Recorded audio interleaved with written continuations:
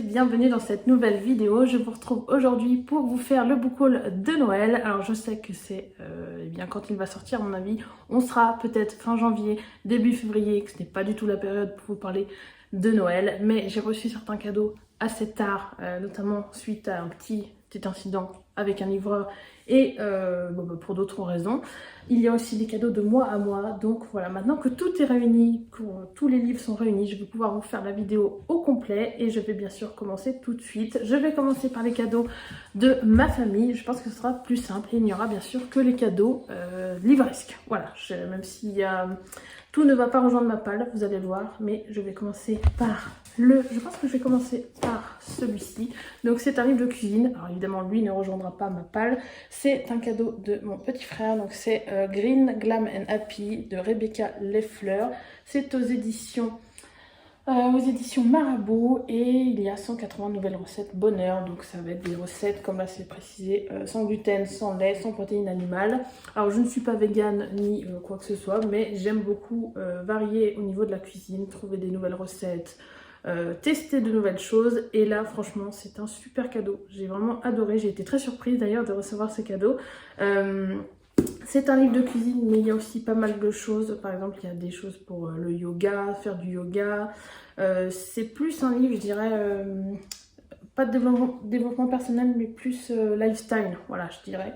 Avec des recettes de cuisine, mais aussi donc des pratiques à mettre en place. Voilà, par exemple, derrière, on parle des secrets, des good mood food. Je ne connais absolument pas, donc je vais voir ce que ça va être.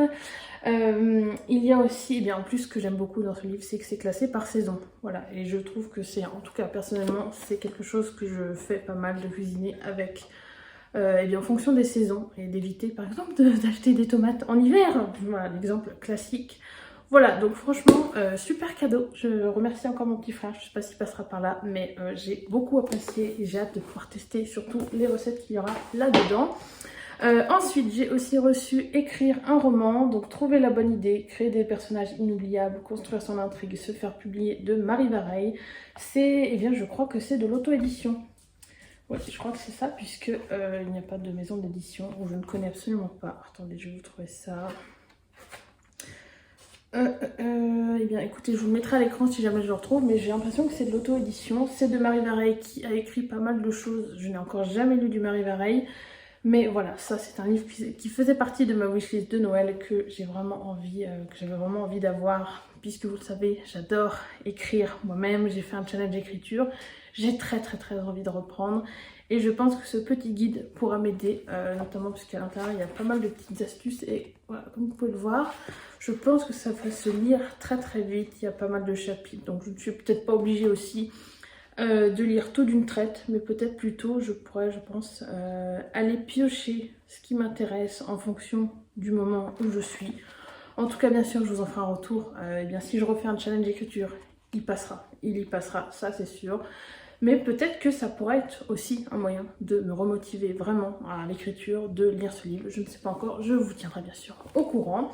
Et ensuite il y a, ça c'est mon nouveau petit bébé, enfin petit gros bébé, puisqu'il s'agit de Le Monde de The Witcher, l'encyclopédie du jeu vidéo. Comme vous pouvez le voir, c'est un gros livre, un petit peu comme, je ne sais pas si on le verra, un petit peu comme le livre là, Game of Thrones. C'est le même genre, c'est chez Panini Books et bon.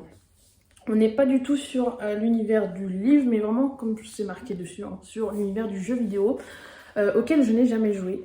Mais je trouvais que c'était vraiment sympa d'avoir ce guide, voilà, pour comprendre un petit peu plus le monde de The Witcher, parce que les livres sont assez complexes.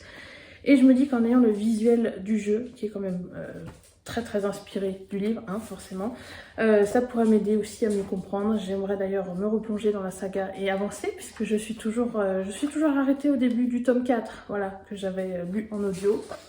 Et franchement, ce livre est juste magnifique. Voilà, il y a vraiment il y a une partie sur les personnages humains, sur les sorceleurs, sur le monde.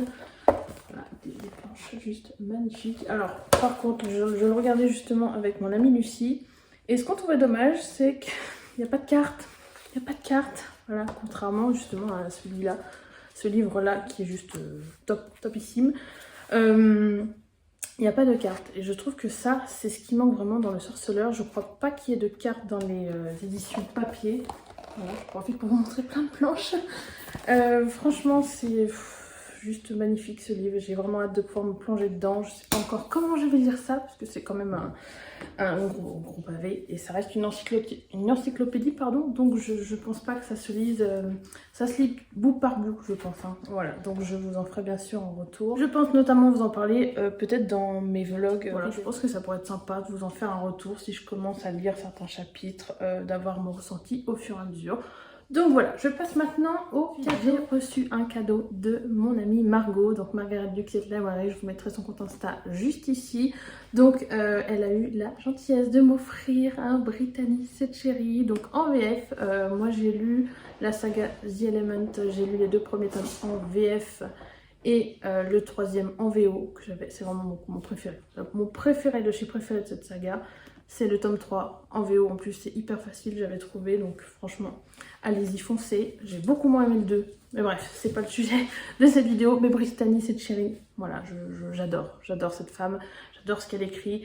Et forcément, quand Margot a vu que celui-ci était dans ma wishlist, elle n'a pas longtemps hésité, et je suis trop contente de l'avoir reçu. Donc c'est chez Hugo Romance, et c'est donc Behind the Bars. Et au niveau de l'histoire, on va suivre Jasmine et Elliot. Donc Jasmine et Elliot se sont rencontrés quand ils étaient au lycée. Elle était donc la reine du lycée et lui c'était plutôt le garçon un petit peu maladroit qui sait pas trop y faire avec les filles et qui est musicien. C'est d'ailleurs ça qui les réunit. Voilà, le gros point commun qu'ils ont, c'est la musique. Je ne sais pas encore comment, ni quoi, ni ce qu'ils jouent comme instrument, s'ils chantent, etc. Voilà, mais c'est leur point commun. Et un jour, du jour au lendemain, en fait, Jasmine va disparaître. Alors, je sais pas si elle va déménager ou quoi, mais elle va disparaître. Et on retrouve nos personnages des années plus tard. Ça se passe, ça se passe dans la Nouvelle-Orléans. J'ai trop hâte parce que la Nouvelle-Orléans, c'est depuis que j'ai regardé la série The Originals, donc le spin-off de Vampire Diaries, j'adore. Je suis fascinée par cette partie du monde que j'aimerais vraiment visiter. Donc là, savoir que l'histoire se passe là-bas, j'ai trop hâte. En plus, c'est du Brittany Cette Chérie, donc comment vous dire que je sais que je vais souffrir. Je vais souffrir parce que elle est trop forte pour ça. Ce que j'étais en train de dire, surtout au niveau du résumé, c'est qu'on va les retrouver des années plus tard. Donc chacun a vécu des choses dans sa vie, ça les a rendus plus forts, plus durs, mais ils ont toujours la musique qui les réunit. Donc j'ai vraiment hâte de découvrir cette histoire. Voilà, ça a l'air trop cool. J'aime de pouvoir vous en parler. Et il se pourrait que vous le retrouviez dans ma palle pour le mois de la romance. Parce que là, franchement, j'ai trop envie de le sortir. J'ai trop envie de le sortir. Et voilà, je vous en dirai bien sûr des nouvelles. Et encore merci à ma copine Margot. Je l'ai déjà dit, mais j'ai trop hâte. Et enfin, je termine avec les cadeaux de mois à mois. Alors, c'était pas prévu. J'ai craqué pour 2 livres quand je suis allée faire mon tour chez Gilbert Joseph. J'ai dit tant pis, c'est pas grave. Ça faisait longtemps que je n'étais pas retournée en librairie. Et il y en a un qui me faisait trop envie. Dès que j'ai vu qu'il sortait, j'ai dit bon, retiens-toi, mais fais-le quand même.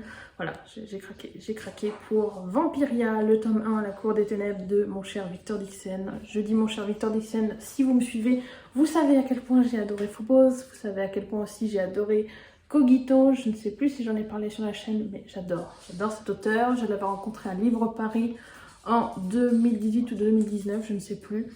Voilà, adorable, et j'adore ce qu'il écrit. Donc forcément, Vampiria, on est sur une histoire de vampire, c'est écrit par Victor Dixon.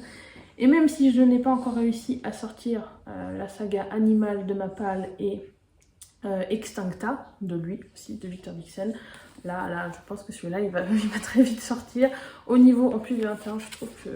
regardez-moi ça, avec le petit rabat.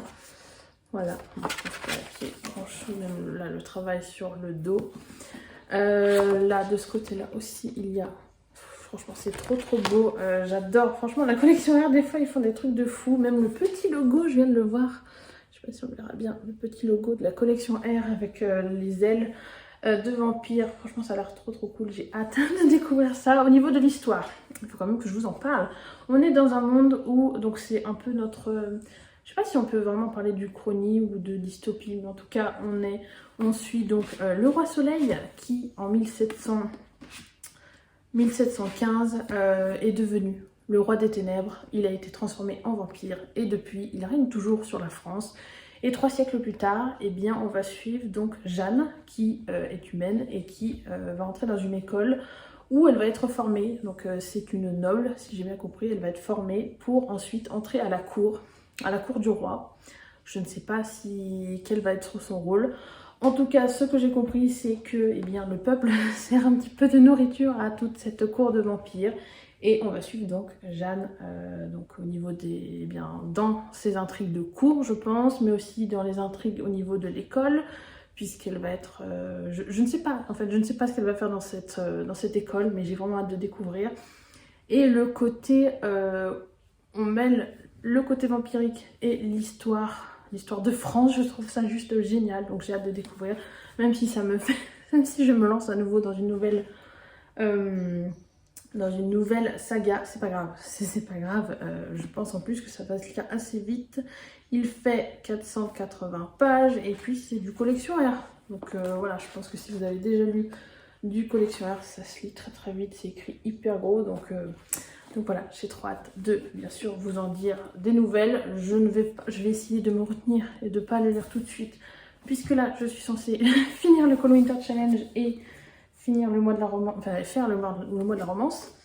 Et je crois pas qu'on soit sur une romance, hein, donc voilà. Et enfin, je termine avec, alors là c'est totalement de la faute de Pauline de Bookin, la chaîne Bookin, je vous la mettrai dans le petit et dans la barre d'infos, qui j'ai vu je crois un update lecture ou une vidéo top flop, je ne sais plus, où elle en parlait et c'est un livre que j'avais vu partout, un petit peu partout. Et elle a terminé de me convaincre. Donc il s'agit de Les Refuges de Jérôme Loubry. Il paraît que c'est un incontournable aussi. C'est un thriller qui a eu beaucoup de succès. Donc j'ai hâte de découvrir ce que ça va donner. Je suis en plus dans une période thriller en ce moment. Donc ça irait bien. Même si ça ne va pas du tout encore une fois avec mon challenge. Mais voilà, il se pourrait qu'il sorte peut-être en mars par exemple. Au niveau de l'histoire, on va suivre Sandrine qui est priée de venir, donc elle habite en Normandie et elle est priée de venir, suite au décès de sa grand-mère, elle est priée de venir sur l'île où sa grand-mère habitait pour venir vider la maison, enlever les affaires, etc.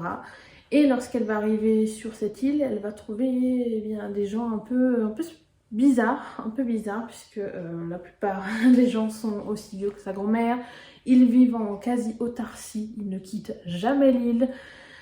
Et il y a une ambiance un petit peu étrange, il a l'air d'avoir pas mal de secrets, voilà, donc...